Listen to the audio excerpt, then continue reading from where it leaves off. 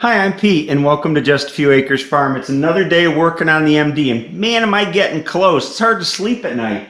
Today, I'm going to focus on the cooling system. So we're going to get the water pump all hooked up, get the thermostat in, get the radiator in, hopefully get that system all completed, and then there really isn't much of anything left after that before I can start it up. I had this water pump temporary in here to fit things up, and we got to take it off and put it on with a gasket.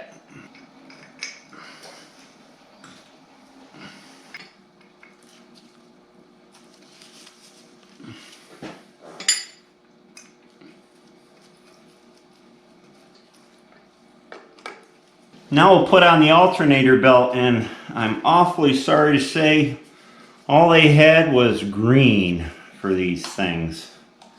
Yuck. And then the fan belt, or the water pump belt, whatever you want to call it, goes on. Now this is pretty loose, so I need to adjust this sheave in to increase the diameter. And I'll just brace it with this.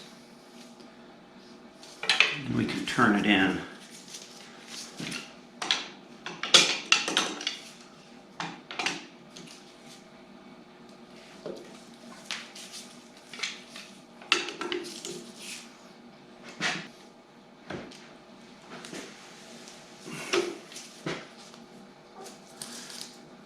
We'll get this alternator bracket bolted up, and then we can get the alternator belted up.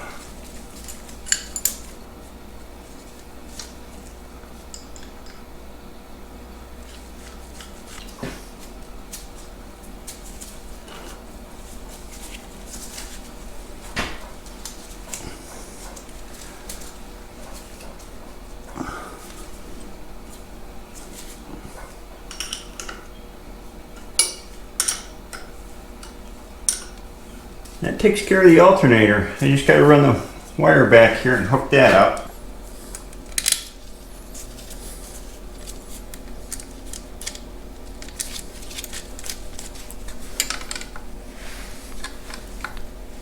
Now I'll have to do something about these wires, put a clip on here or something, hold them in place. Now I'm going to put the thermostat housing on.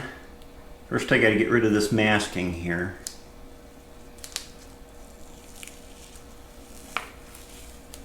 Take this housing apart. Now then, for those of you that have been watching for quite a while, you know I got thermostat issues. This thermostat doesn't work right in here because it completely closes off the bypass until the engine warms up and the thermostat opens. And to compound things, the sensor button is on the cold side of the thermostat, not the hot side. Now, if this thermostat had holes in it to allow bypass flow when the engine is cold, it would work fine. It would circulate coolant through the bypass loop until the engine warms up and the thermostat opens up, and it would also bring hot coolant through to touch the button so the button can sense the accurate temperature. And my choice was, I did find some ones that are made right, but I already paid for this one. That was, I can't remember how much it was, 20 to 30 bucks, someplace in that range. So I think that what I'm going to do is drill some 1/8" holes in this so I can get bypass flow through it before it opens, and it should function like the original style thermostats. I don't really have much room to do that on the flat side of the plate outside the cone. Those are where it's riveted together. So I think I'm going to go for the bottom of the slope on this cone down here, and it should give me an outlet to come through.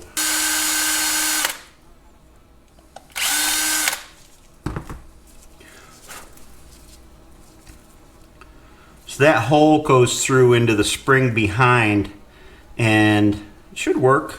I think I'll put 3 of them in. It's really just kind of guesswork.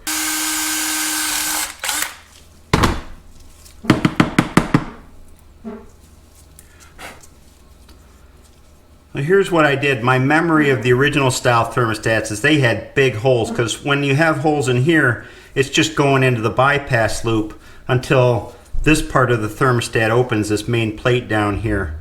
So I put 1, 2, 3, 4, 5, 6, 7 holes in there. I hope that's enough, but I think it will be. Now I have to make a gasket for this thing because I ruined the original one when I took it back apart to check the thermostat. We'll mark it out as much as we can with the hammer.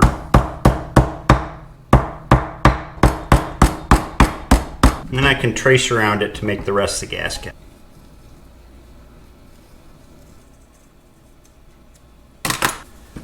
It's on there.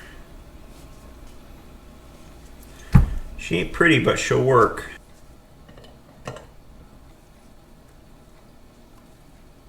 Set that on there.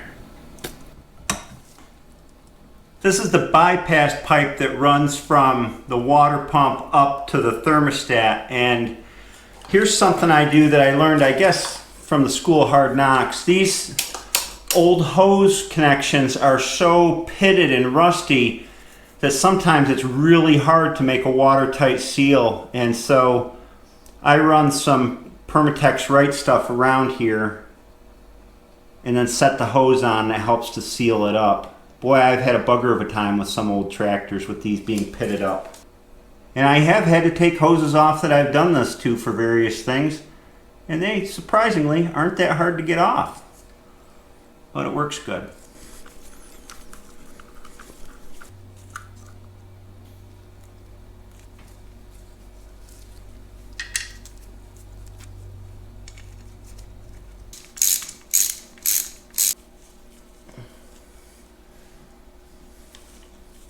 Now it's time to assemble the radiator, and this little piece goes on here, and bolts on.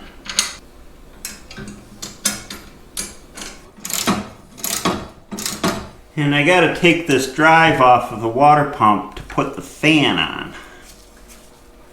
So we'll just pull this off.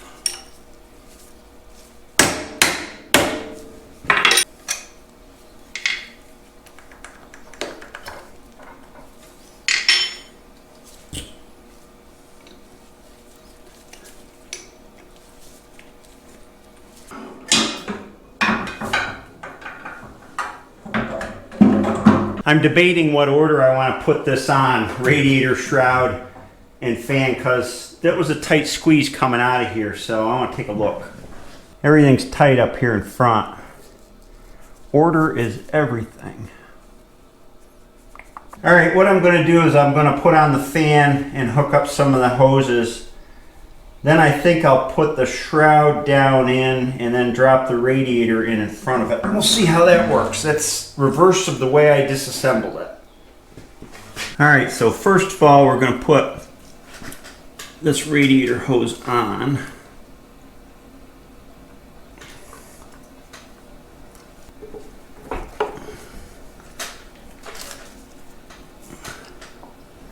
And we'll put this other end on.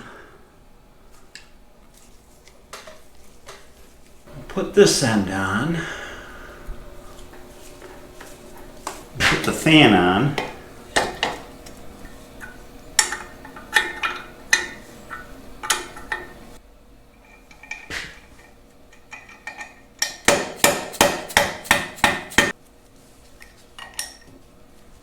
Now then, we can slide the shroud down in.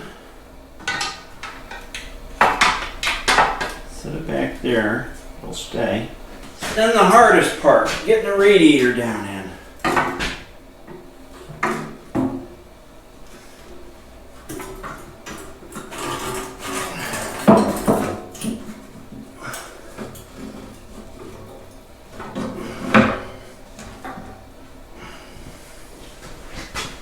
I got these radiator pads that need to go under the studs before they go down through the holes.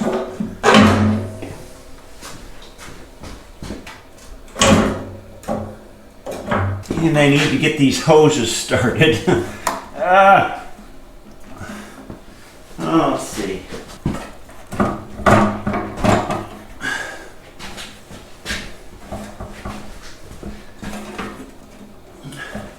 Of course, there was an easier way to do this if I'd left this off and put it on last. Would have been a lot easier. I tried to think about the order and it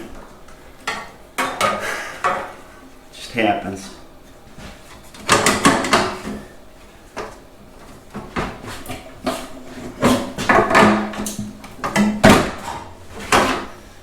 There. See if top hose attached.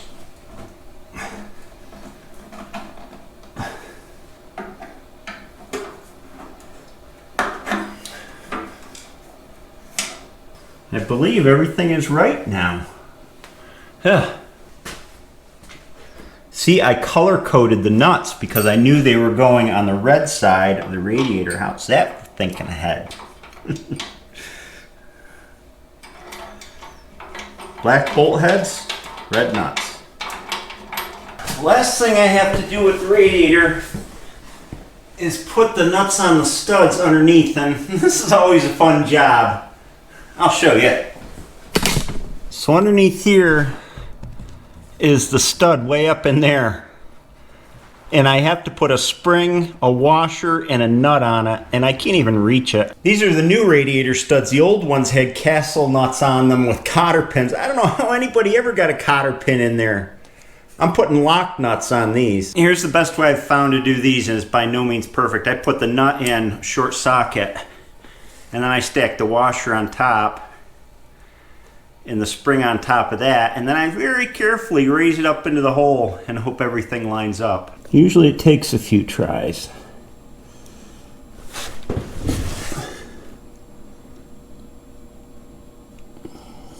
I think I did it in one try. No, it's not on there. There goes the washer. Ugh. Spin the tires a little bit more. Does that help? Maybe a little bit. I can see the stud better.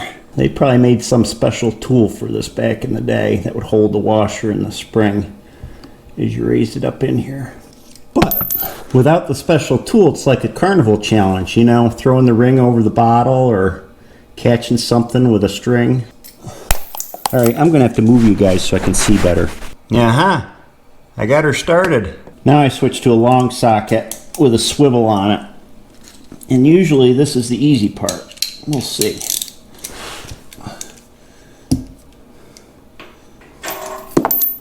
No! Oh! It's the water trap all over again. All right, now I got it up in there.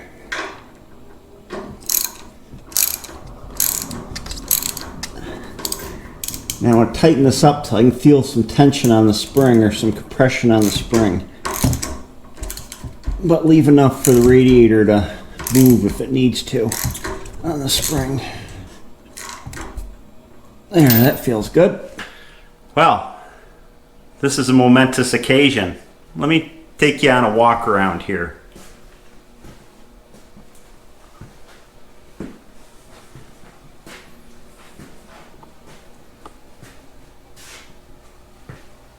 This tractor is ready to start up. All it needs is diesel fuel, gasoline, engine oil, antifreeze, and some gear oil in the rear end. I'm not going to do it today. I have to pack for market and I've just run out of time and I want to be fresh when I do it. Before I start the engine, I'm going to prime it with oil using a small pump that I have, and I expect there will be tooling involved, but you stay tuned and we'll find out whether it starts next time.